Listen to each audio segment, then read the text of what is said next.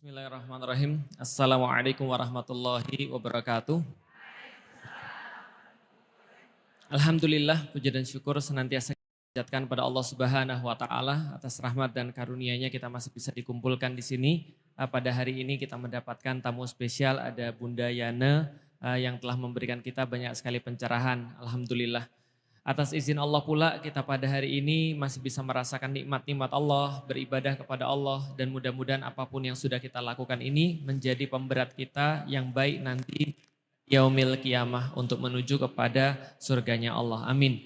Salam dan salam semoga tercurah dan terlimpahkan kepada baginda Nabi besar Muhammad sallallahu alaihi wasallam, panutan kita, suri tauladan kita, dan kita memohon kepada Allah semoga kita senantiasa bisa untuk meneladani setiap apapun yang beliau sampaikan kepada kita, meskipun kita tahu bahwasanya apapun yang kita lakukan pastilah tidak sempurna.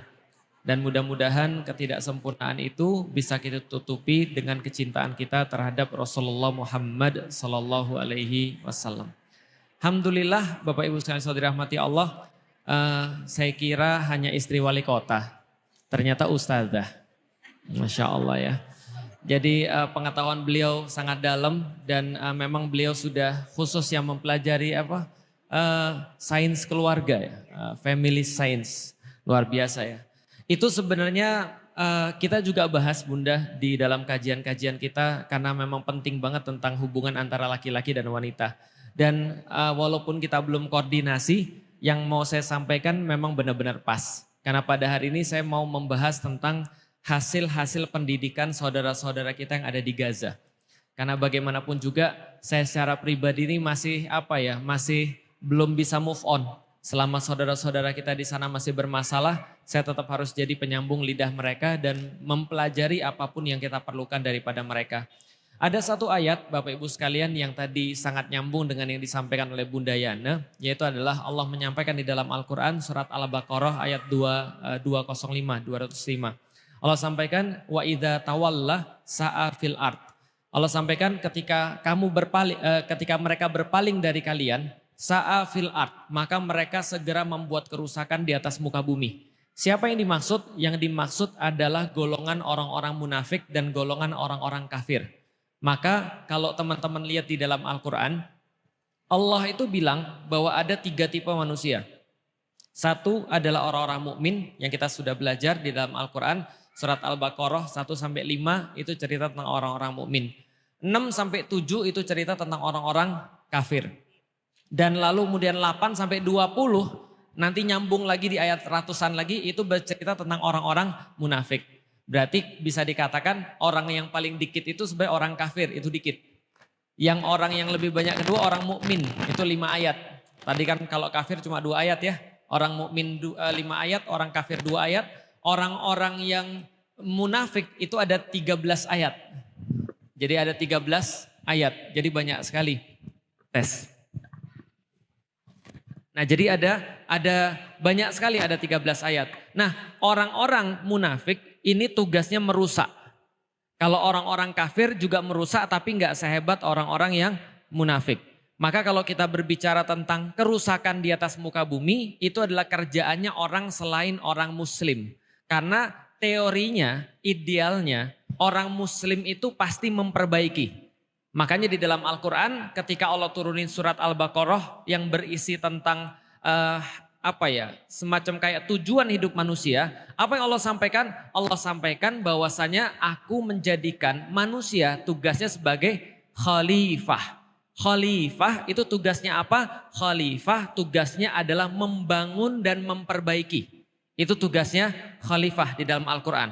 Kenapa? Karena tugas daripada selain orang-orang muslim di dalam Al-Quran itu 2. Iblis. Tugasnya apa? Liyufsidu fiha, dia merusak di dalam Al-Quran, wa yasfikut dima, dan juga menumpahkan darah. Berarti kan tugas merusak ini adalah selain muslim. Ya kalau itu teori dan idealnya. Kalau sekarang muslimnya banyak merusak ya berarti mereka terkontaminasi dengan yang jahat tadi. Itu kan ya. Oke, kita balik lagi ke surat Al-Baqarah 205. Wa idza tawalla sa'a fil ard. Dan ketika orang-orang itu berpaling dari kamu, kalau di depan kita wajahnya bagus, ngomongnya keren, tapi di belakang ketika dia sudah berpisah daripada orang-orang yang mukmin, sa'afil ard, mereka segera melakukan kerusakan.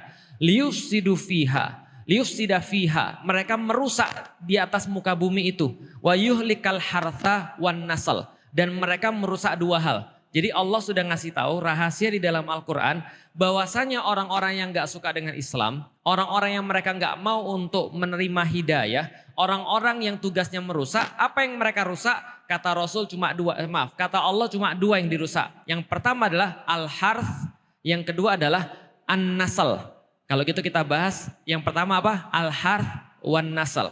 Dalam bahasa Arab, al-harth artinya adalah ladang pertanaman.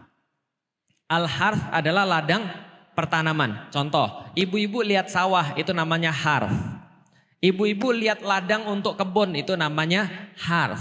Tanah untuk ditanami secara umum itu namanya adalah al-harth. Itu adalah di dalam surat Al-Baqarah 205. Yang kedua, kalau kita berbicara selain harth namanya nasl. An-nasl di dalam Al-Quran itu diartikan sebagai binatang ternak.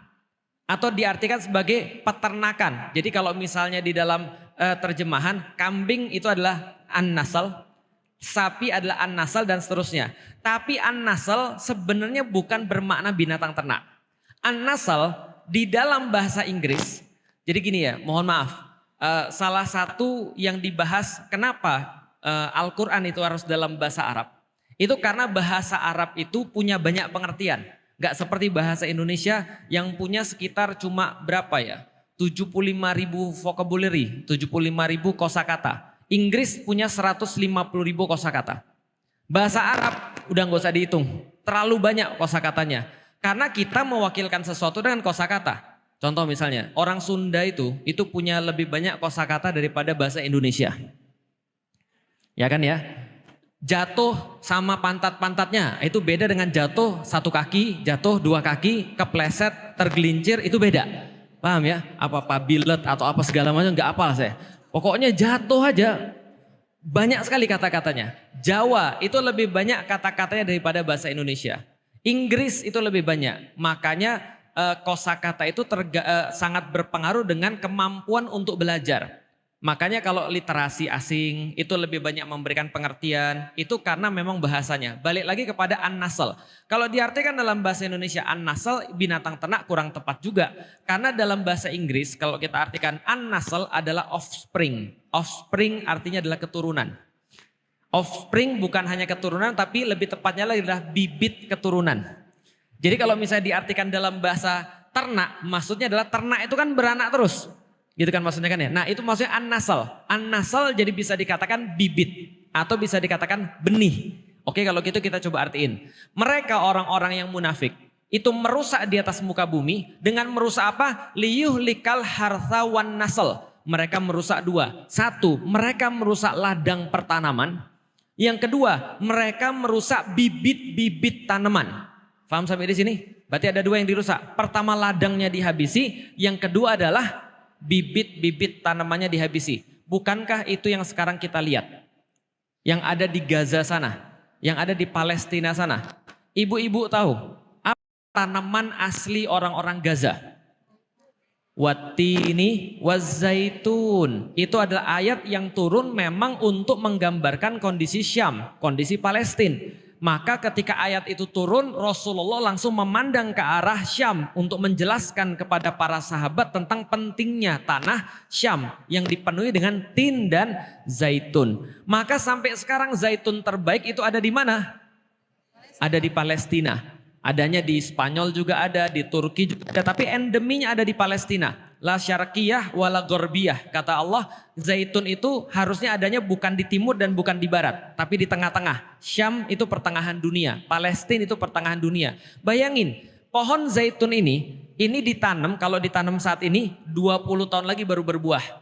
15 lah kalau misalnya kita ukur bagus 15 sampai 20 tahun lagi berbuah. Kalah sama duren. Duren 5 tahun sekarang bisa berbuah. 3 tahun duren ada yang bisa berbuah, gitu kan ya. Kalau dikasih obat, kalau dikasih pemulihan tertentu. Tapi zaitun ini 15 tahun berbuah, dipanen, nggak selesai sampai ribuan tahun. Sekarang ada pohon zaitun di daerah Yunani itu sekitar 3.000 sampai 4.000 tahun itu masih berbuah dan masih bisa dijual buahnya. Nah itu pohon-pohon zaitun yang ada di Palestina itu banyak sekali dan bukan hanya usia 20-30 tahun. Ada yang 100, ada yang 300 tahun, ada yang 400 tahun. Bayangin ya, saya itu kemarin dititipin sama ibu saya. Dia sengaja bawa dari Jakarta, Bunda, pohon anggrek. Anggrek pohon atau bukan? Ya anggrek lah ya. Anggrek. Dibawain anggrek terus dia bilang gini, "Lik, ini buat kamu karena rumahmu kan tanahnya masih banyak. Mami rumahnya di Jakarta tanahnya dikit. Ini untuk kamu aja, kamu rawat." Terus dia bilang gini, yang buat saya beban, "Ini anggrek dari oma." Jadi anggrek dari zaman nenek saya. Ketika dia masih masih sehat, masih muda, dia pelihara anggrek itu, dikasih ke ibu saya, terus dikasih ke saya. Gitu kan, ini anggreknya. Berarti ini udah berpuluh-puluh tahun ini anggreknya, ini ceritanya ini. Lah ketika saya dapat itu kan saya jadi beban ya. Dan saya jadi ngelihat anggrek ini, bahwa anggrek ini ada kenangan ibu saya, anggrek ini ada kenangan oma saya, nenek saya. Bayangkan kalau sudah 300 tahun. Itu kenangannya bukan hanya kenangan nenek. Kenangannya sampai ke buyutnya, ke canggahnya, ke segala macamnya. Artinya itu pohon adalah identitas mereka. Bahkan pohon itu adalah perlambang keluarga dan perlambang daripada masyarakat mereka. Itu pohon-pohon ratusan tahun dibakar di depan orangnya. Dicabut, dirusak. Berapa yang mereka rusak? Yang mereka rusak dari tahun 67 sampai tahun 2013 aja. 1967 sampai 2013 aja. Yang dirusak 800.000 pohon. Itu yang terdata. Pernah ke Kebun Raya Bogor? Itu cuma 12.500 pohon. Berapa? 12.500 pohon. Lah kalau kita bakar semua pohon di kebun raya sekaligus ya, itu berarti cuma sekitar 1/64 saja. Artinya perlu 64 kali kebun raya untuk menggambarkan kerusakan yang ada di Palestina dari segi pohon saja, bibit pohon saja. Itu 800.000 pohon. Pertanyaannya, mungkin nggak orang lokal melakukan itu? Nggak mungkin. Bisa dipahami ya? Ibu turun-temurun di situ. Tanahnya di situ, pohon ini sudah ada dari zaman nenek saya loh. Ini pohonnya sudah ada dari zaman buyut saya. Ini dulu yang nanam pohon ini nak, adalah siapa? Canggahmu nak. Gitu kan ya. Ini yang nanam ini adalah buyutnya buyut nak, yang nanam pohon ini. Lah masa kemudian cucunya yang dikasih tahu motong begitu saja kan nggak mungkin. Itulah pertanda pertanda bahwa mereka bukan orang asli sana. Karena dengan mudah merusak. Itu yang pertama, karena tugas mereka adalah merusak. Merusak apa? Bibit. Dan gak hanya merusak bibit, mereka merusak tanah juga. Di Gaza sekarang cuma 3% air yang bisa diminum. Karena air-air pada terkontaminasi semua, sengaja diracun semua. Mereka merusak lahan, mereka merusak tanaman. Dihabisin semua, dibikinin tembok-tembok, dipisahkan. Karena ingat Bapak Ibu, Allah di dalam surat Al-Baqarah itu menyamakan antara manusia dengan tanaman. Menyamakan antara apa? Manusia dengan tanaman. Lihat ya, coba lihat. Di dalam surat Al-Baqarah dan surat-surat yang lain. Berarti ada dua yang dirusak sama orang-orang jahat.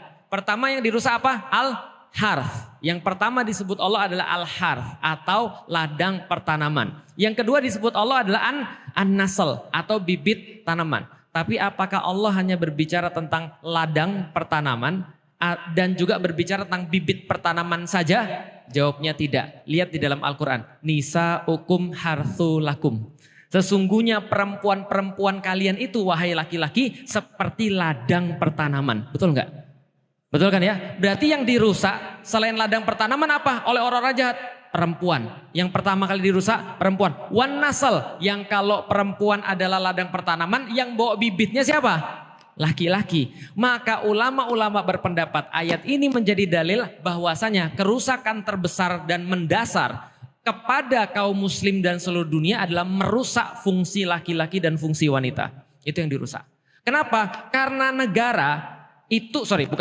peradaban itu kan tergantung negara-negara yang ada di dalamnya. Ya kan ya, ada namanya peradaban Islam, ada namanya peradaban Barat. Kalau kita lihat peradaban Barat, kita lihat siapa? Amerika lah, kita lihat Eropa lah. Kalau kita bicara tentang peradaban Islam, yang kita lihat apa? Ya negeri-negeri kaum muslimin, betul nggak? Nah peradaban itu terbentuk daripada negara-negara dan bangsa-bangsa yang ada di dalamnya. Itu peradaban. Sedangkan bangsa-bangsa di dalamnya merupakan kumpulan daripada keluarga. Keluarga-keluarga itu hasil interaksi daripada laki-laki dan wanita. Maka cara menghancurkan peradaban adalah menghancurkan laki-laki dan wanita. Tadi kata Bu Yana, laki-laki nggak kayak laki-laki, perempuan nggak kayak perempuan. Itu tugasnya Yahudi yang jahat sama orang-orang Muslim. Mereka dengan segala cara, gimana caranya laki-laki nggak mau jadi laki-laki, perempuan juga nggak mau jadi perempuan. Betul nggak? Lihat coba zaman sekarang. Orang ngomong tentang isu child free, orang ngomong tentang kesetaraan gender, gender netral, laki-laki nggak kayak laki-laki, perempuan nggak kayak perempuan. Kita udah cerita banget banyak. Tapi yang paling penting di antara kedua ini apa? Saya sepakat, yang paling penting adalah ibu-ibu. Maka Allah bilang orang-orang yang jahat itu ngerusaknya dua. Yang pertama kali dirusak siapa? Ibu-ibu, al-harth. Kenapa? Karena kalau ibu-ibu rusak nggak ada ketenangan di rumah. Walaupun bapaknya baik, kalau ibu-ibunya hancur, hancur tuh seluruh keluarga. Cara paling mudah kan begitu. Kalau seandainya laki-laki nggak enak di rumah, ya paling dia sendiri yang nggak enak. Kalau ibu-ibu yang nggak enak di rumah, semua jadi salah. Itu kalau istri saya Bunda nggak enak di rumah, itu saya harus berpura-pura sibuk. Karena kalau saya lagi santai gitu, itu pasti kena marah tuh. Anak-anak saya tuh kalau lagi ibunya lagi marah tuh ya, dia harus pura-pura sibuk tuh, harus ngapain, belajar atau baca Quran gitu kan. Kalau nggak pasti kena samber tuh. Karena ibu-ibu itu adalah penentu kestabilan rumah tangga, paham? Nah itu yang terjadi memang dengan lahan pertanaman itu memberikan kestabilan. Maka kalau kita sambungkan lagi di dalam Al-Quran surat An-Nisa, Allah sampaikan ar-rijalu qawwamuna 'alan nisa. Sesungguhnya laki-laki itu fungsi yang paling penting seperti pilar. Dia harus tetap tegak, dia nggak boleh capek, dia harus tetap provide, dia harus tetap support. Apa yang disupport? Yang disupport adalah perempuan. Maka ar-rijalu qawwamuna 'alan nisa, terjemahan yang sering kita dengar, ini sudah kita ulang-ulang adalah laki-laki pemimpin atas wanita. Tapi arti yang sebenarnya adalah ar-rijalu qawwamuna 'alan nisa, laki-laki adalah pilar bagi wanita. Atau para mufasir mengatakan laki-laki itu seperti al-husun, seperti benteng-benteng. Dia melindungi wanita yang ada di dalamnya. Sehingga benteng itu membuat wanita itu aman, bukan malah mukulin wanita kan itu kan ya. Ar-rijalu qawwamuna 'alan nisa. Tapi lihat, begitu kemudian Allah sudah mengganti bahasan menjadi perempuan, Allah tidak katakan kalau tadi ar-rijalu qawwamuna 'alan nisa, lalu kemudian an-nisa'u, enggak. Allah enggak mulai begitu. Allah mulai dengan laki-laki itu harusnya begini. Tapi ketika membahas perempuan, Allah langsung sampaikan fasolihatu. Allah langsung sampaikan, maka perempuan itu tugasnya memberikan kestabilan di dalam rumah tangga. Menjadi perbaikan bagi rumah tangga. Apa yang bisa menjadi menetralkan segala sesuatu? Dua yang netralin segala sesuatu. Satu, air laut itu netralin semuanya. Dua, tanah itu netralin semuanya. Maka kalau ibu buang susu basi ke tanah, itu jadi pupuk. Kalau ibu buang sampah ke tanah, itu jadi pupuk. Kenapa? Itu namanya netralin. Makanya kalau laki-laki ngomel, ibu-ibu dengerin jadinya netral. Kalau ibu-ibu ngomel, KDRT langsung kata-kata. Tapi parah juga, saya pikirkan kalau seandainya saya marah, saya tolong dipeluk gitu kan ya. Lah kalau itu marah terus dipeluk malah tambah marah, dipeluk 3 kali, kasihan juga suaminya kan. Pelukan pertama ini kan apa namanya sikut, hidung kena itu kan ya. Pelukan kedua gigi, gitu kan. Pelukan ketiga mata, itu terlalu banyak korban kayaknya. Tapi enggak, tapi ini benar. Bahwasanya ketika kita berbicara tentang al-harth wan nasl, perempuan harus jadi sumber daripada penetral di dalam keluarga. Kenapa? Kan sudah saya kasih tahu pada ibu-ibu sekalian. Kenapa harus Anda yang mulai duluan untuk ngerti laki-laki? Kenapa di dalam Islam Rasul minta perempuan duluan minta maaf kalau lagi ada masalah dengan laki-laki? Kenapa? Karena laki-laki itu nggak waras. Paham saya di sini? Yang waras itu Anda. Lah itu dibilang di dalam Al-Quran. Ar-rijalu qawwamuna 'alan nisa. Laki-laki adalah provider. Gak dibilang laki-laki itu waras. Jelas ya? Tapi dibilang fasolihatun. Maka perempuan-perempuan yang waras. Itu artinya. Serius. Artinya solihah itu apa? Solihah artinya adalah dia sehat, dia baik, dia memperbaiki, dia penetral. Atau dalam bahasa Indonesia mah waras. Paham maksudnya Bapak Ibu sekalian? Berarti kenapa harus Anda yang mulai? Karena laki-laki tidak waras. Bukannya laki-laki katanya logika. Beda, logika itu belum tentu waras. Paham Bapak Ibu sekalian? Maka banyak orang sampai S3 tapi belum tentu waras. Karena yang waras itu pasti perempuan. Maka kalau seandainya orang-orang mau merusak keluarga, yang akhirnya merusak negara, yang akhirnya merusak peradaban, mereka akan mulai dengan merusak wanita, perempuan. Sudah kita katakan, kenapa kalau rusak Felix Yao, contoh nih, kemarin kan ada orang tuh nyampein biaya untuk ngerusak orang. Dikasih duit, diajak dugem, apalagi ditawarin cewek dan segala macam untuk ngerusak seseorang tuh. Nah, kalau andai kan mereka ngeluarin banyak lah untuk ngerusak Felix Yao misalnya, diajak pergi ke dugem, dibeliin mobil baru, lalu kemudian dibayarin rumahnya, ditawarin cewek-cewek cantik, LC dan segala macam kan itu kan ya. Lalu kemudian ketika saya rusak, berapa banyak yang rusak? Satu aja. Begitu saya rusak, jamaah nggak akan mau dengerin saya. Begitu saya sudah rusak, maka yang lain akan ninggalin saya. Tapi kalau saya rusak, saya cuma rusak sendiri. Itu laki-laki. Tapi perempuan rusak nih, ya perempuan rusak, itu yang rusak 3. 1, dirinya. 2, anaknya.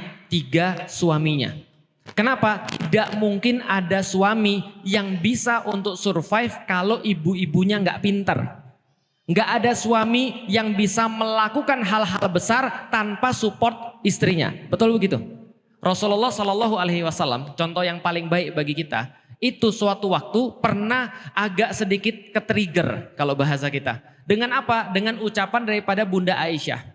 Suatu waktu, jadi Rasulullah itu pasca sepeninggal daripada Khadijah, Bunda Khadijah, beliau itu sangat memperhatikan apapun soalan Khadijah. Jadi kalau lagi pergi ke tempat ini, beliau bilang, kayaknya saya pernah kesini sama Khadijah. Gitu.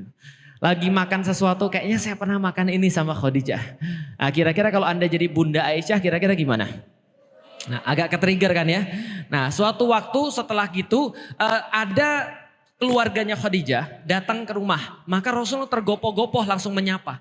Loh, dikatakan sama Bunda Aisyah, kenapa kamu begitu terburu-buru? Aku gak pernah ngelihat kamu memperhatikan tamu seperti ini. Maka Rasul berkata, sesungguhnya tamu ini adalah keluarganya Khadijah.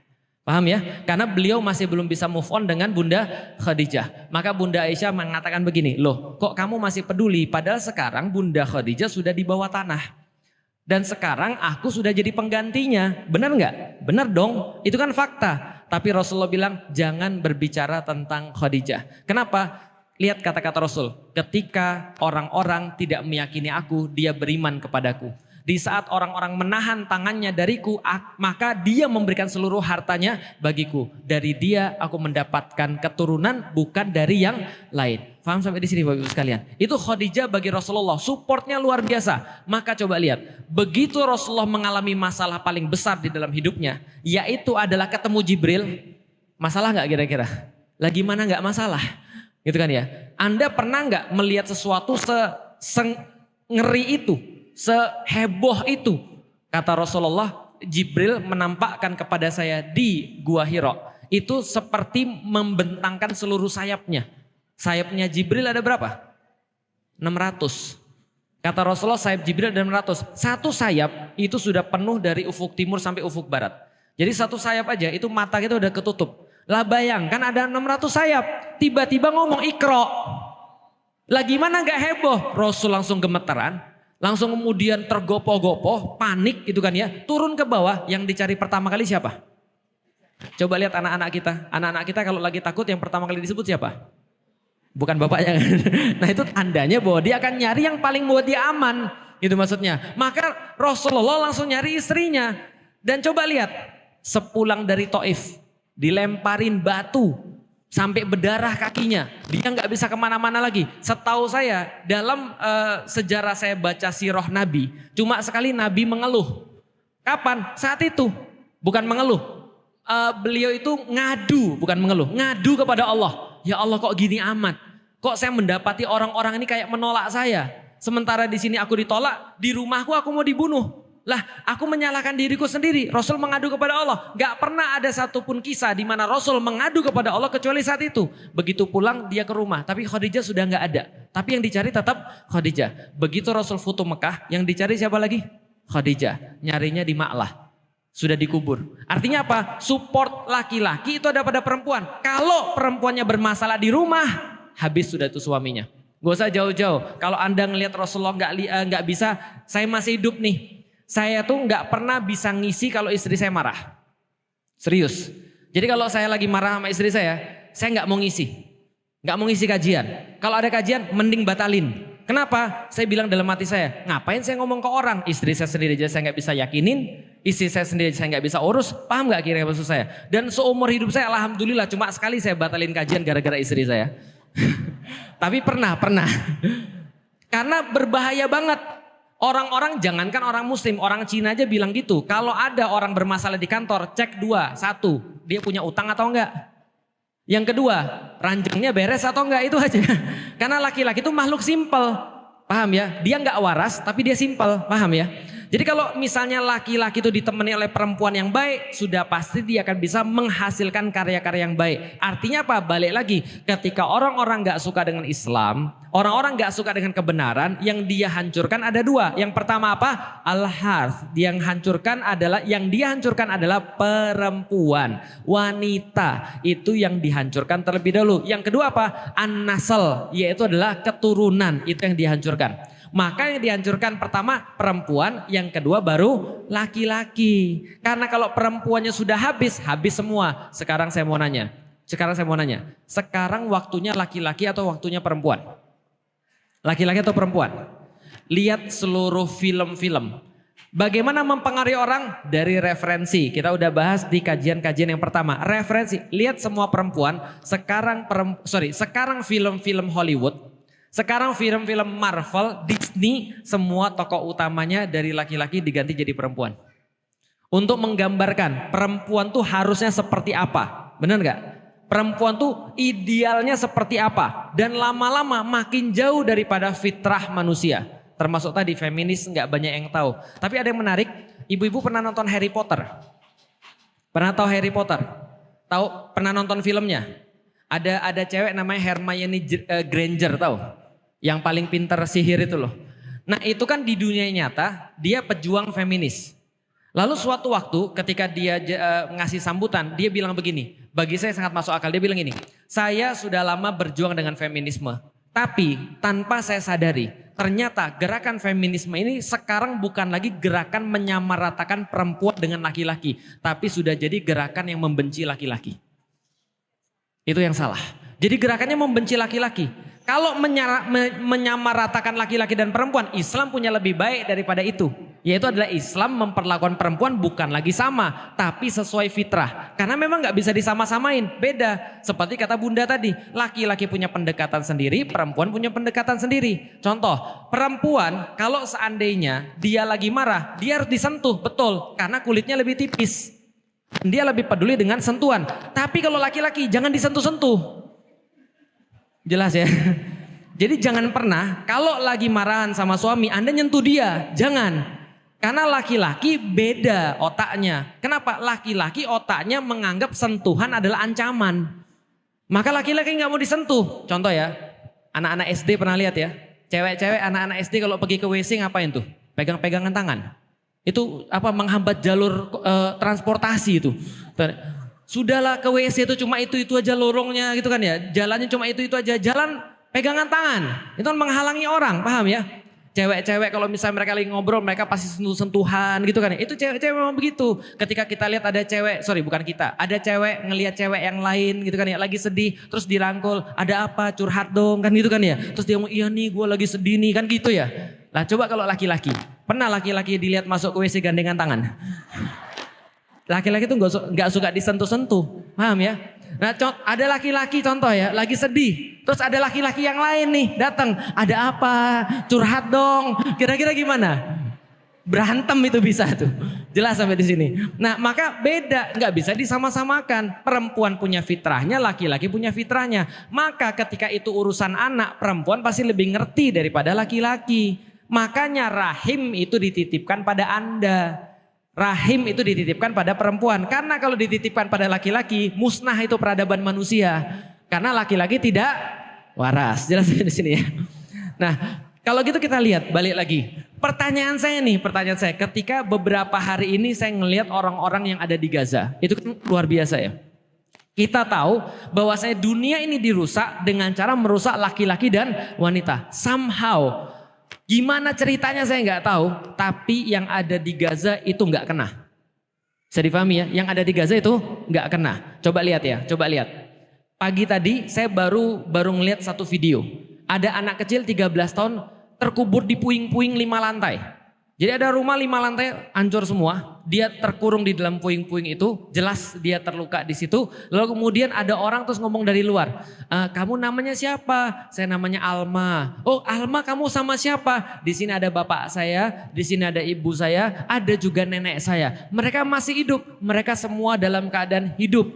Oh, tunggu sebentar ya, kami akan datang menyelamatkan kamu. Diajak ngobrol. Tahu nggak si Alma ini ngomong apa? Jangan selamatkan saya dulu. Selamatkan ibu saya dulu. Selamatkan kakak saya dulu. Selamatkan nenek saya dulu. Baru selamatin saya.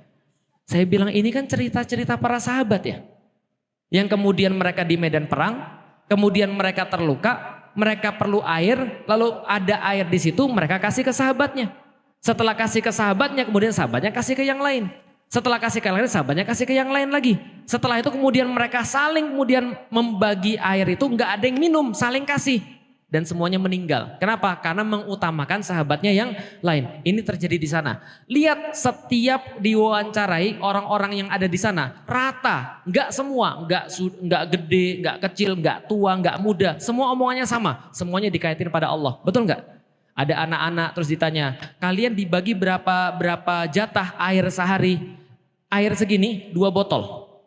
Jadi cuma 0,7 liter per orang per hari. Mereka dibagi 0,7 liter dan mereka nggak ada yang mandi. Kenapa? Karena untuk minum aja setengah mati. Mereka ditanya, gimana kalian cuma dapat air segini? Kalian bertahan nggak? Mereka bilang, ini tanah para nabi. Tanah para nabi beda dengan tanah Anda. Kami nggak perlu bantuan dari kalian. Kami nggak peduli orang Arab mau bantu kami atau tidak. Karena ini tanah para nabi, kami cukup makan daun dari pohon-pohon aja. Kalian nggak percaya? Datang ke sini, kami kasih tahu. Itu seorang anak perempuan 8-10 tahun ngomong kayak gitu. Nggak orang tua. Lihat ada seorang kakek yang peluk ini cucunya. Yang buat saya nangis bukan ketika dia peluk cucunya. Ketika saya ngelihat bagaimana video-video ketika cucunya masih hidup. Lalu saya berkaca pada diri saya secara pribadi. Kalau saya kena kayak gitu, saya harus menyaksikan anak saya kemudian harus ketimpa bom atau ketimpa puing. Kira-kira apa yang saya lakukan? Mungkin saya sudah gila duluan. Tapi sebelum gila, saya pastikan saya melakukan hal-hal yang gak terbayangkan. Paham gak maksudnya?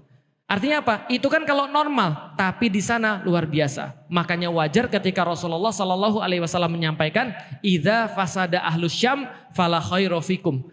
Sesungguhnya orang-orang di tanah barokah itu pasti yang dipilih juga yang barokah. Yang penting, yang tanah yang penting dipilih juga orang-orang penting.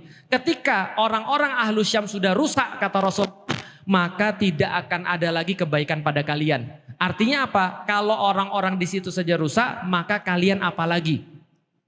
Artinya apa yang bisa kita lihat Bapak Ibu sekalian? Nih dalam kepala saya, coba lihat ya. Bunda Yana belajar sampai S3. Saya nggak sampai S3, tapi saya punya tujuan yang sama. Dalam kepala saya itu adalah goals yang paling penting pada kita sebagai sebuah keluarga, memastikan anak-anak kita jadi baik. Betul nggak? Makanya kita bikin kajian ini kan ya, Better Family. Untuk apa keluarga yang baik? Keluarga yang baik itu seperti tanah yang baik dan bibit yang baik. Sehingga ketika kita sudah nggak ada besok, maka semua yang tumbuh ini adalah tumbuhnya baik. Kan gitu kan ya?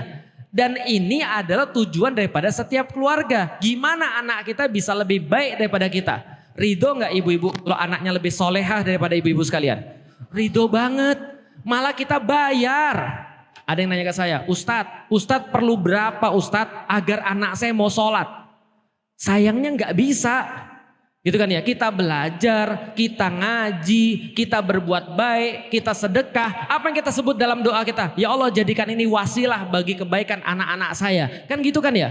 Yang dipikirin setiap keluarga ya pasti anaknya dulu. Maka semua yang kita lakukan ini, mohon maaf, bapak-bapak nyari kerja. Ya, sampai kemudian pontang-panting, sampai kemudian harus pergi pagi pulang sore banting tulang peres keringat. Itu untuk siapa? Cuma untuk ngasih makan anak? Enggak.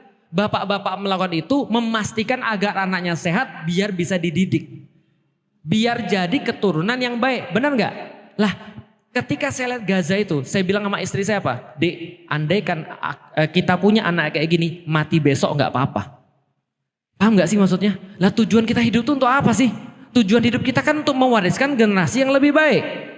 Tujuan hidup kita kan adalah untuk menjadikan anak-anak kita soleh dan solehah. Lah kalau saya punya anak ditanya, bagaimana pendapat kalian ketika terjadi pemboman seperti ini? Mereka bilang dengan sangat tenang sekali, kami dilindungi oleh Allah. Padahal kakinya sudah nggak ada. Kami dilindungi oleh Allah. Allah tidak akan bakal meninggalkan kami. Yang kami punya hanyalah Allah. Maka kami di sini menjaga kemuliaan tanah ini dan kami akan kembali kepada Allah dengan keadaan yang paling baik.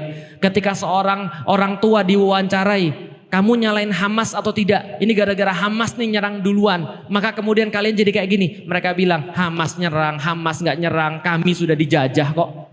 Hamas mau nyerang, Hamas nggak nyerang, kami dibunuh perlahan-lahan kok. Bedanya adalah kami menunjukkan bahwa kami sudah punya amanah ini di antara seluruh orang-orang muslim 1,7 miliar, kami yang dipilih untuk di tanah ini. Coba jawaban macam apa itu coba? Bayangkan ya.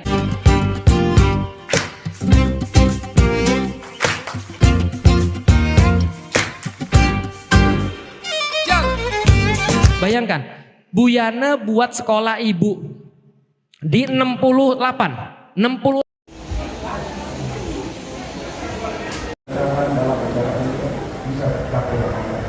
Ya Allah, berikanlah kekuatan, kesabaran, hebat, kekuatan iman kepada pemimpin pendidikan di dalam melaksanakan dan mengembangkan amanah untuk kemajuan pendidikan masyarakat.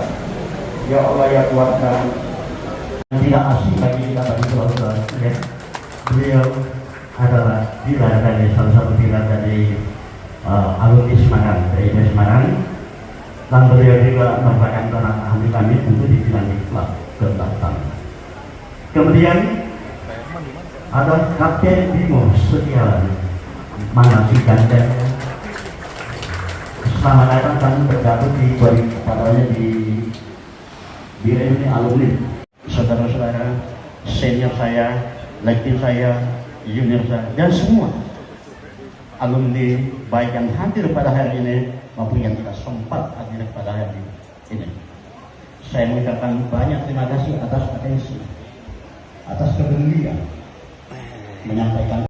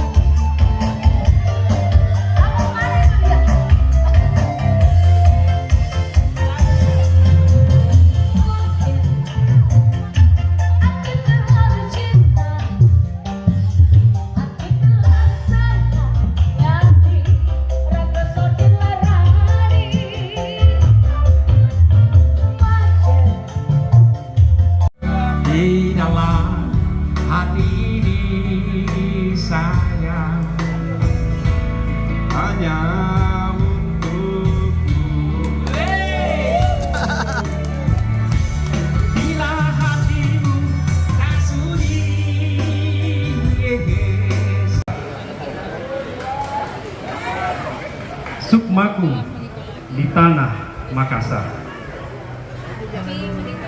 negeri bayang-bayang, negeri matahari terbit,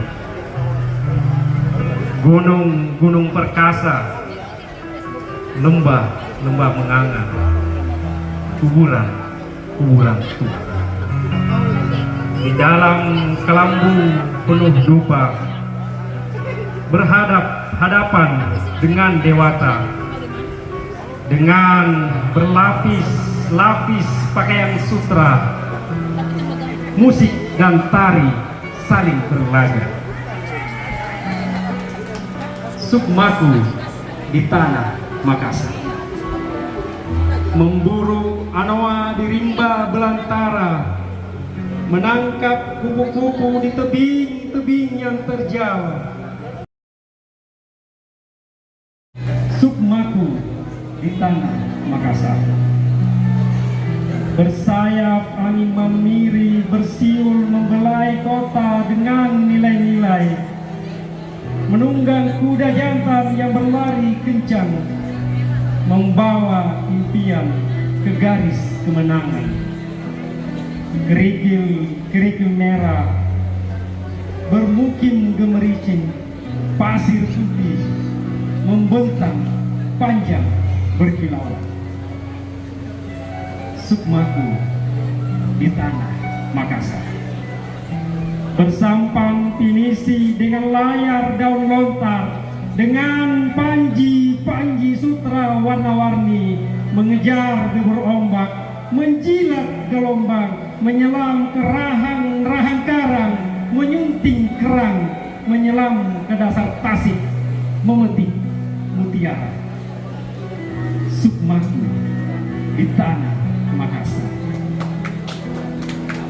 Negeri ayam jantan, negeri pelaut pulung. Sukmaku di tanah Makassar. Kemanapun aku pergi, dimanapun aku melambai, gadis Pakarena selalu menyanyi, menari di hatiku.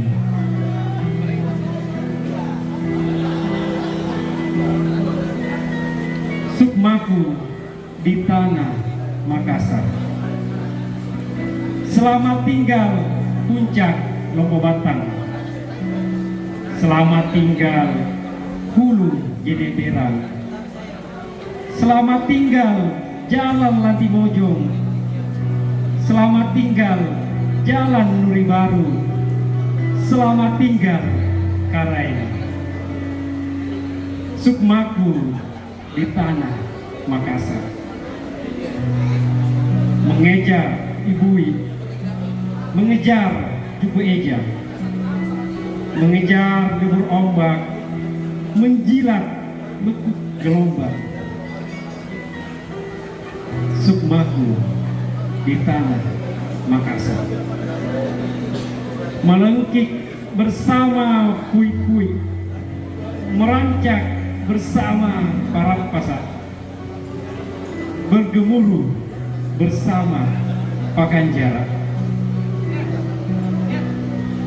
Sukmaku di tanah Makassar.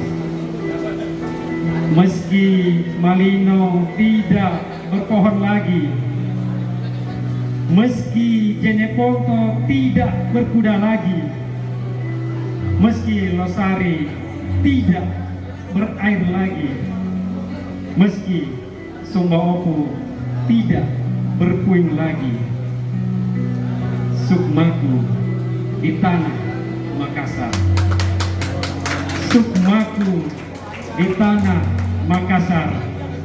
Sungguh Karaina, meskipun kita berpisah beribu gelombang.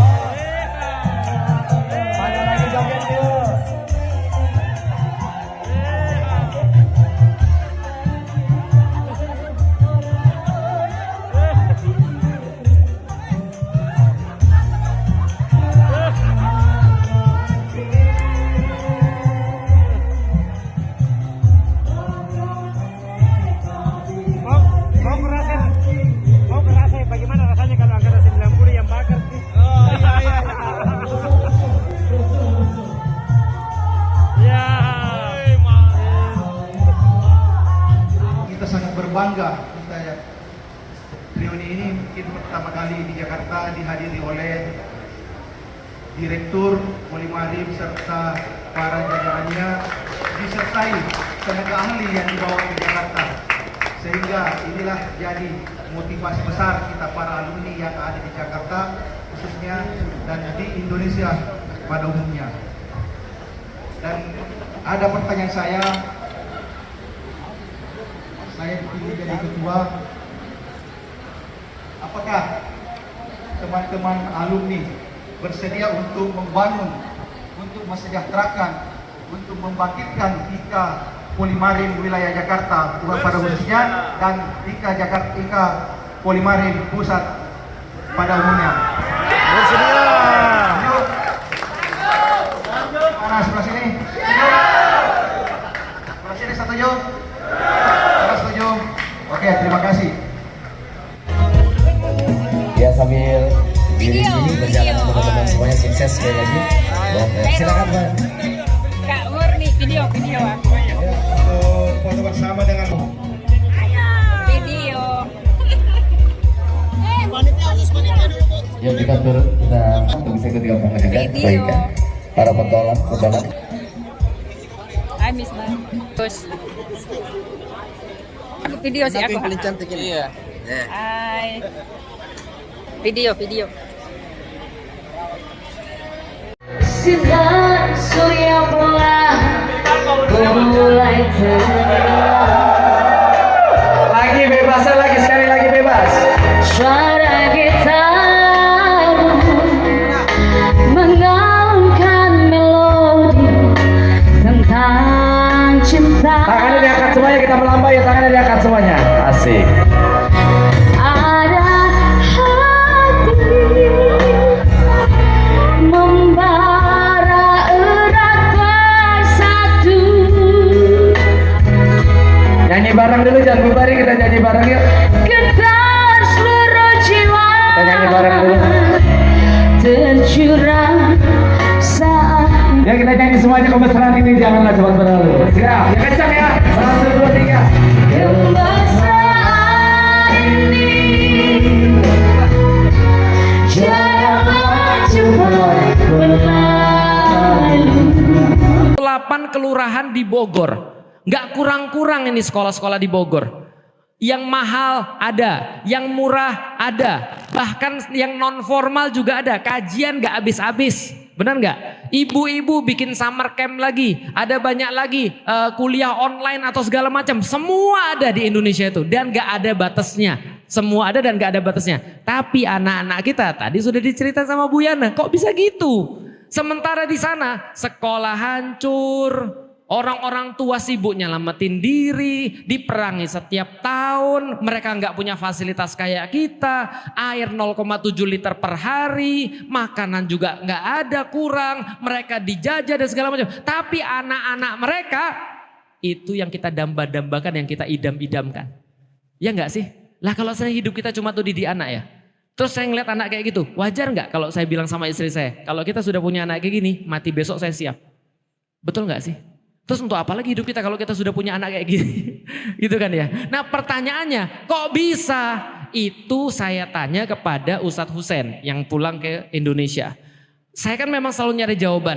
Jelas secara teoritis banyak sekali buku-buku tentang pendidikan Islam. Tapi kita mau tahu dong seperti apa pandangan orang yang tinggal di sana. Betul kan ya? Maka dia jawab, pertama, yang menjadikan anak-anak itu kayak gitu adalah referensi teladan mereka siapa. Itu yang menjadikan. Dia bilang tiap tahun di Gaza kita punya parade ukhuwah para pejuang. Nanti ada dari Hamas, nanti ada dari Jihad Islami, nanti ada dari Fatah dan segala macam. Jadi kalau diomongin mereka ribut, enggak juga sih sebenarnya. Mereka adain parade bareng dan menunjukkan kehebatan-kehebatan mereka sebagai seorang muslim. Nah kalau ibu kenal kayak Abu Ubaidah itu udah banyak di sana dari dulu. Gitu kan ya. Kalau ibu lihat pas pembebasan Sandra, bye, ma'assalamah gitu kan ya. Laki-laki yang begitu kita nggak tahu mukanya kayak apa, tapi perlakuannya luar biasa. Itu mereka memamerkan kayak gitu tadi. Jadi tentang kehebatan-kehebatan mereka di dalam perang, hafalan Quran dan segala macam. Itu setiap tahun anak-anak itu ngelihat. Lalu kemudian mereka bilang, gue besok pengen jadi kayak ini nih. Zaman sekarang anak-anak ditanya, pengen jadi apa? Messi. Pengen jadi apa? Ronaldo. Bener nggak? Pengen jadi apa? Ya minimal Jungkook BTS lah. Gitu kan ya. Atau Felix Stray Kids gitu ya. Paham nggak sih maksudnya? Nah, ketika orang tuh sudah punya teladan, mereka look up pada sesuatu, itu yang dikejar terus. Ini penting banget. Pertanyaannya adalah anak-anak kita tuh ngefansnya ke siapa? Karena ternyata jalur paling awal menuju kebaikan itu adalah ngefans sama siapa. Makanya kita itu tugasnya orang tua adalah mengarahkan anak kita ngefansnya ke siapa. Dan harusnya fans pertama anak-anak harusnya adalah pada siapa? Bapaknya. Maka kayaknya belum cukup sekolah ibu aja kayaknya Bunda. Perlu dijadiin sekolah bapak-bapak. Biar bapak-bapak makin tidak waras. Paham gak sih maksudnya? Lah karena di dalam Al-Quran ternyata keluarga memang bukan cuma ibu tapi juga bapak. Lah kalau bapak-bapaknya tidak bisa jadi teladan, gimana ceritanya? Tadi masa iya sih ada seorang ibu ditanya apa sih momen-momen bahagia sama suaminya? Apa nggak bisa nulis momen bahagia ketika tanggal 25? Kenapa dia gajian gitu? Emang nggak ada itu. Oh mungkin dia serabutan gak ada duit misalnya. Tapi apalah momen bahagia. Lah kok bisa nikah gitu maksudnya. Kalau hidupmu nestapa terus kok bisa nikah gitu maksudnya. Lah itu kan ya itu fenomena yang sekarang gitu kan ya. Artinya memang laki-laki zaman sekarang kita juga sudah katakan memang perlu juga dididik. Faktanya saudara-saudara kita di Gaza mereka melihat laki-laki.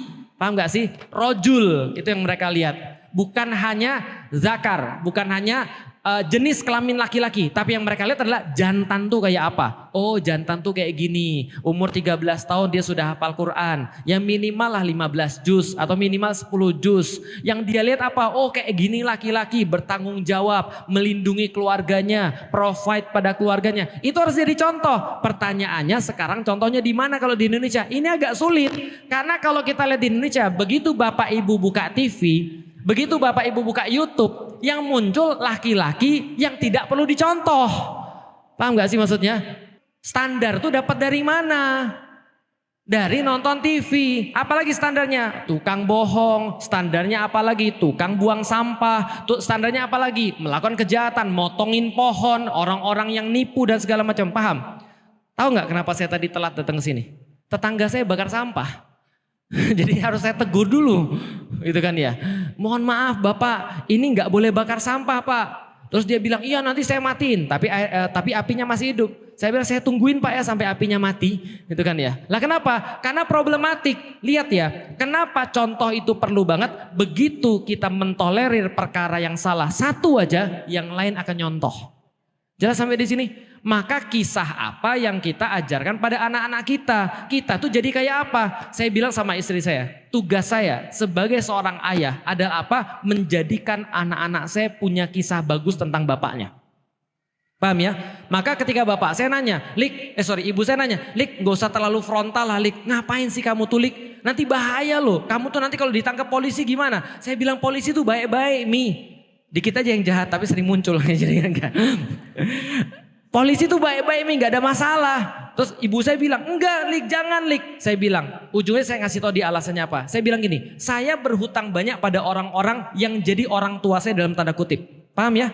Andai kan saya gak pernah baca tentang Buya Hamka. Andai kan saya gak pernah baca tentang Muhammad Nasir.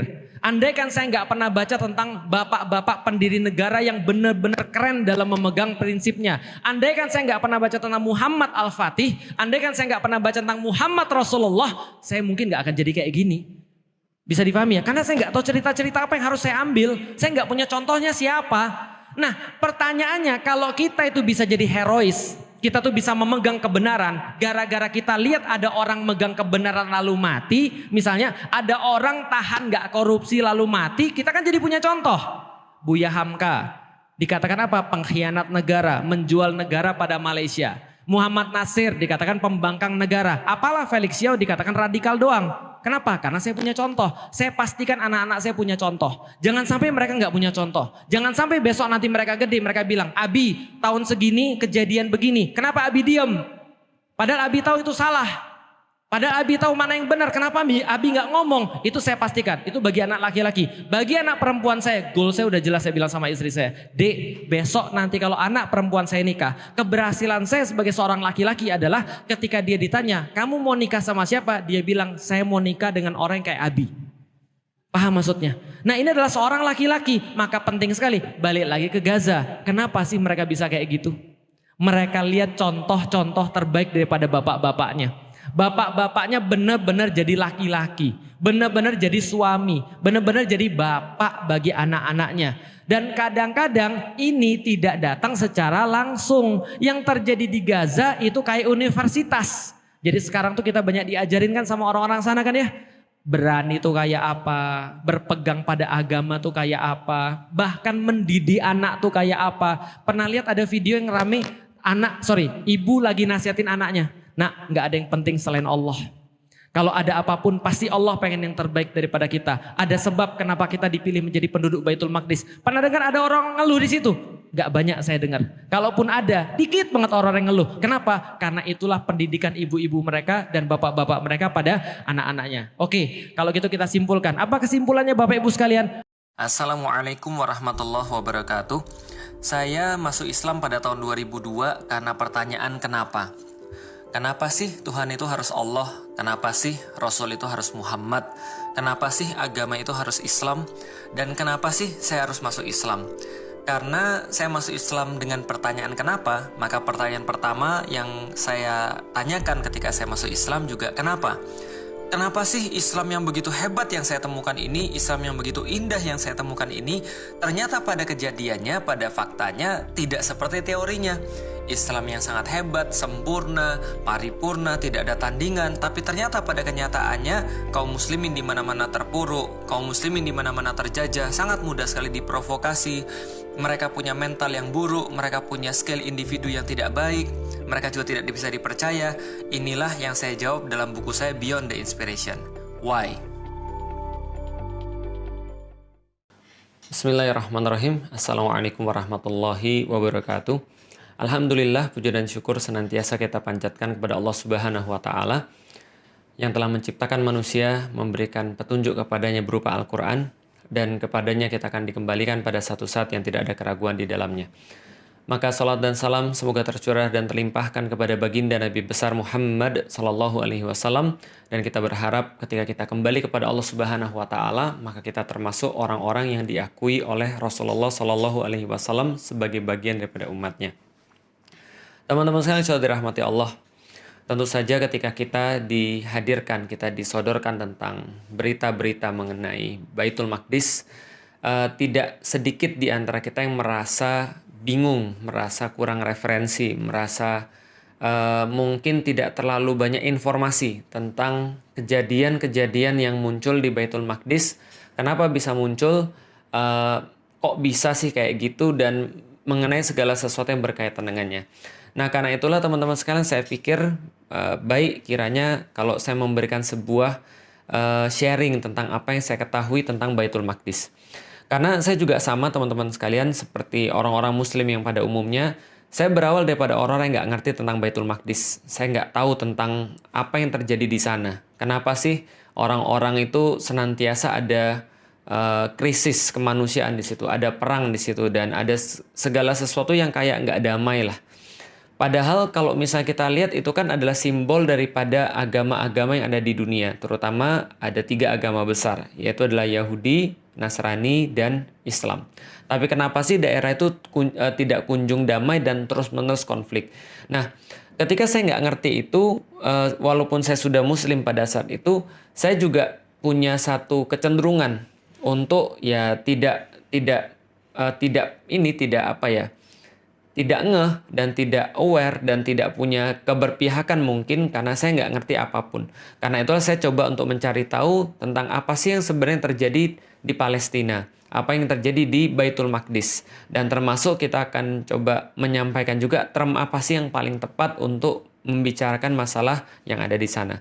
Maka teman-teman sekalian, sebelumnya saya pengen kasih tahu dulu bahwa ini adalah satu materi yang pernah saya buat sekitar tahun 2010, dan materi ini sedikit banyak merangkum apa yang terjadi di daerah Baitul Maqdis.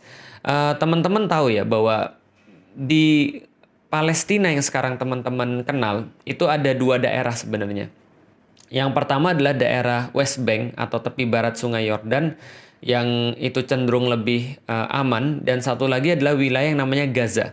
Yang teman-teman tahu bahwa Gaza itu sekarang dipimpin oleh yang namanya Hamas gitu ya. Nah, setelah itu 2 itu sendiri kan adanya di daerah yang namanya Israel, kita tahu.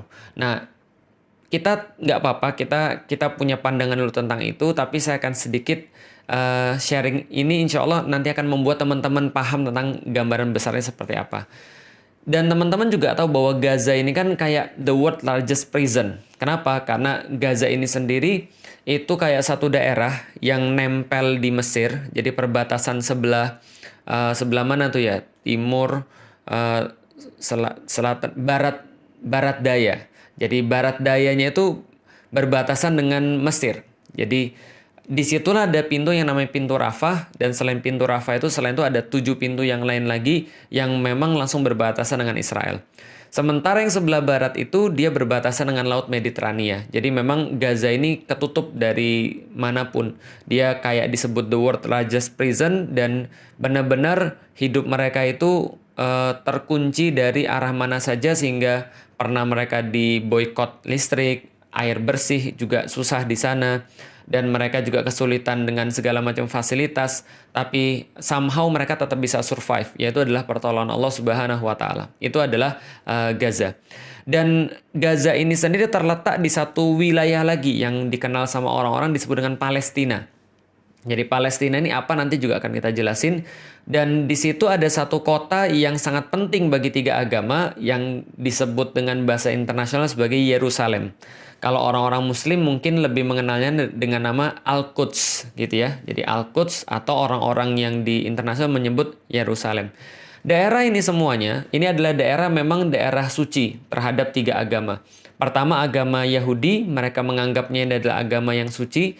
Karena kenapa? Karena ini yang disebut dengan tanah terjanji bagi mereka, yang mereka ambil daripada kitab-kitab suci mereka. Jadi ini adalah tanah terjanji yang dijanjikan oleh Tuhan kepada orang-orang Yahudi atau Bani Israel.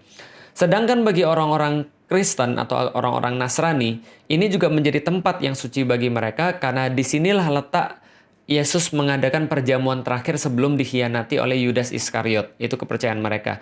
Dan disinilah juga ada tempat yang namanya Bukit Golgota, yang mereka yakini sebagai tempat penyaliban Yesus Kristus. Walaupun tentu orang Muslim keyakinannya berbeda. Tapi ya kita cuma cerita kenapa sih tempat ini jadi sebuah tempat yang disucikan oleh 3 agama. Yang pertama adalah karena orang-orang Yahudi menganggapnya sebagai tanah terjanji. Yang kedua, orang-orang Kristen atau orang-orang Nasrani menganggap ini adalah sebagai tempat yang merupakan tempat terakhir perjanjian Yesus. Perjamuan terakhir Yesus. Lalu juga tempat disalibnya Yesus Kristus.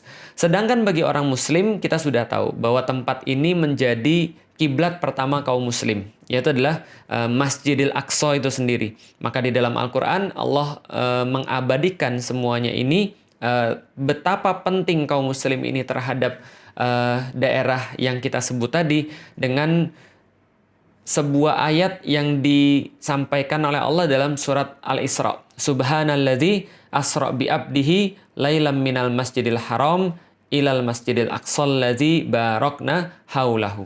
Jadi Maha Suci Allah yang telah memperjalankan hambanya pada malam hari dari Masjidil Haram kepada Masjidil Aqsa yang telah diberkahi sekelilingnya.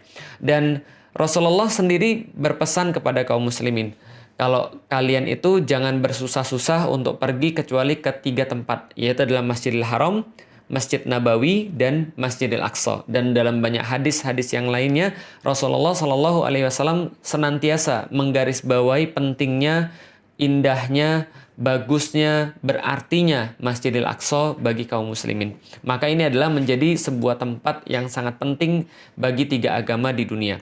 Khususnya di satu kompleks yang namanya Kompleks Masjidil Aqsa atau Haikal Sulaiman dalam pandangan orang-orang Yahudi. Jadi gini ceritanya teman-teman sekalian. Nah, ini tentang term ya, tentang sebuah istilah. Kalau kita biasa menyebut Masjidil Aqsa, itu adalah berdasarkan Al-Quran. Subhanalladzi asra bi abdihi lailam minal masjidil haram ilal masjidil aqsa. Jadi Maha Suci Allah yang telah memperjalankan hambanya di malam hari dari Masjidil Haram kepada Masjidil Aqsa. Maka Masjidil Aqsa itu adalah satu tempat yang dinamakan Kompleks Al-Aqsa. Jadi Kompleks Masjidil Aqsa. Kenapa dikatakan kompleks? Karena memang pada saat itu bentuknya bukan kayak sekarang. Jadi bentuknya cuma sebidang tanah, dan sebidang tanah itu disebut dengan Masjidil Aqsa. Dan memang ya salahnya orang Indonesia adalah karena mereka tuh kalau bicara tentang masjid itu harus kayak ada bangunannya, harus ada kubahnya, harus ada bintang dan bulannya. Enggak sih sebenarnya. Ciri-ciri masjid atau syarat-syarat masjid itu sebenarnya cuma 3. Pertama adalah dia punya tempat, jadi satu tempat tertentu. Yang kedua adalah dia punya batas, gitu ya. Jadi batas-batas yang dikatakan masjid, sehingga kalau orang berada di dalamnya berarti berlakulah hukum-hukum masjid. Yang ketiga adalah dia punya kiblat, itu aja sih. Maka sebidang tanah itulah yang disebut dengan Masjidil Aqsa. Bukan seperti yang salah duga oleh beberapa orang-orang pada zaman sekarang. Oh, Masjidil Aqsa itu ya Ustadz ya, yang ada kubah emasnya. Bukan, itu kubah as-sokhra atau kubah batu. Karena Umar bin Khattab ketika pergi ke sana, dia melihat ada satu tempat dan ada batu di sana, dan dia berkata inilah tempat Rasulullah Shallallahu Alaihi Wasallam Mi'raj ke Sidratul Muntaha. Maka dibuatkan kubah di situ, maka dinamakan kubah yang melindungi batu atau kubah yang di bawahnya ada batu. Itu kubah sokhra yang berwarna emas. Sedangkan ada tempat lagi yang di depannya kubah sokhra. Itu ada satu masjid yang kubahnya warnanya abu-abu gitu ya. Itu juga bukan Masjidil Aqsa, tapi namanya adalah Masjid Kibli atau Masjid Kiblat. Dan yang dinamakan Masjid Al-Aqsa kalau gitu apa? Yang dinamakan Masjid Al-Aqsa adalah ya satu kota itu, satu kompleks itu yang dinamakan dengan Masjidil Aqsa. Di situ sendiri ada banyak sekali kubah-kubah, ada banyak sekali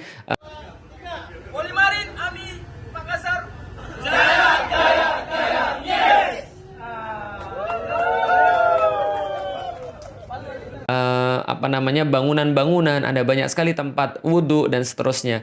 Maka inilah yang disebut dengan Masjidil Aqsa. Sedangkan orang-orang Yahudi itu menganggap itu adalah Haikal Sulaiman. Dan Haikal Sulaiman ini memang sudah hancur sih. Nanti kita akan jelaskan. Tapi masih ada satu tembok yang tersisa daripada Haikal Sulaiman itu, yang mereka sebut dengan tembok ratapan. Yaitu adalah tembok kira-kira di sebelah barat daripada Masjidil Aqsa, atau sebelah barat daripada Kompleks Al-Aqsa ini. Dan memang Kompleks Al-Aqsa ini kita sudah tahu adalah kompleks yang sangat ancient, kompleks yang sangat kuno, yang memang disucikan oleh 3 agama. Nah, jadi sekarang teman-teman sudah tahu ya, kenapa sih Masjidil Aqsa itu disucikan oleh 3 agama. Pertama oleh orang-orang Yahudi, yang kedua adalah oleh orang-orang Nasrani, yang ketiga adalah oleh orang-orang Muslim. Nah, sekarang kita coba cerita dulu kok bisa sih orang-orang Yahudi itu masuk ke sana, dan kok bisa sih orang-orang Yahudi itu ya juga keluar dari sana. Pertama-tama teman-teman sekalian tahu bahwa Yahudi itu dulunya dikenal dengan nama Bani Israel. Jadi Bani Israel ini adalah keturunannya Nabi Yakub alaihi salam. Jadi Nabi Yakub sendiri itu bergelar Israel, yang artinya adalah kekasih Allah, dan dia punya 12 anak. Salah satunya teman-teman pasti sudah tahu. Jadi ada 12 anak dari 4 istri. Jadi dari 4 istri ada 12 anak. Yang teman-teman pasti kenal adalah Nabi Yusuf. Itu adalah anak daripada Nabi Yakub. Nabi Yusuf dan 11 saudaranya yang lain, itu mereka yang disebut dengan Bani Israel. Dan kita sudah tahu juga Yusuf itu nanti menjadi bendahara Mesir, lalu kemudian orang-orang Bani Israel nanti masuk ke Mesir, lalu beranak pinak di sana. Singkat cerita kemudian mereka diperbudak oleh Fir'aun, lalu Fir'aun itu didatengin oleh Nabi Musa dan Harun. Maka Nabi Musa dan Harun itu ngajak mereka pergi dari Mesir untuk menuju ke satu tempat yang dijanjikan oleh Allah Subhanahu wa Ta'ala. Dan kita sudah tahu juga di dalam Al-Quran, ketika Nabi Musa itu datang ke sana, ke tempat itu, bertemu dengan orang-orang yang orang-orang itu kasar, gede. Inilah yang dinamakan dengan orang-orang Filistin. Jadi orang-orang yang memang asli di situ, orang Filistin. Maka kita kenal sekarang namanya daerah Filistin atau Palestina. Tapi orang-orang Yahudi kan nggak mau masuk. Allah katakan di dalam Al-Quran, mereka malah ngece. Mereka malah berbuat sesuatu yang tidak pantas kepada Nabi Musa. Sampai mereka menyakiti Nabi Musa. Gitu kan ya, sampai Nabi Musa berkata, "Lima tu'zunani," gitu kan ya. Kenapa engkau menyakiti aku? Dengan apa? Ya memaksiati Nabi Musa, tidak mengindahkan perintah Allah yang dibawa oleh Nabi Musa. Lalu kemudian mereka ogah-ogahan ikut Nabi Musa, padahal Nabi Musa sudah menunjukkan mereka banyak sekali mukjizat dan sudah mengurus mereka. Tapi ketika mereka diminta untuk berperang, masuk ke dalam daerah yang sudah dijanjikan oleh Allah Subhanahu wa taala, mereka malah bilang, "Enggak deh, makasih, kami enggak mau ikut-ikutan. Kami ngeri ngelihat orang-orang yang ada di sana. Udah kamu aja yang perang sama Tuhanmu. Kami nggak mau ikut-ikutan. Kami di sini duduk-duduk aja lah." Nah, karena itulah Allah murka kepada mereka dan Allah menyesatkan mereka sebanyak 4 masa. Mereka nggak bisa masuk ke sana.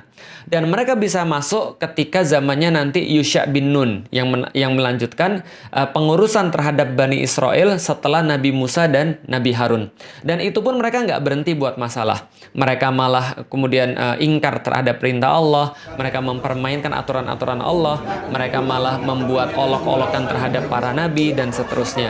Dan singkat cerita lagi, Yusha bin Nun ini membagi tanah terjanji, tanah Filistin itu menjadi 12 bagian.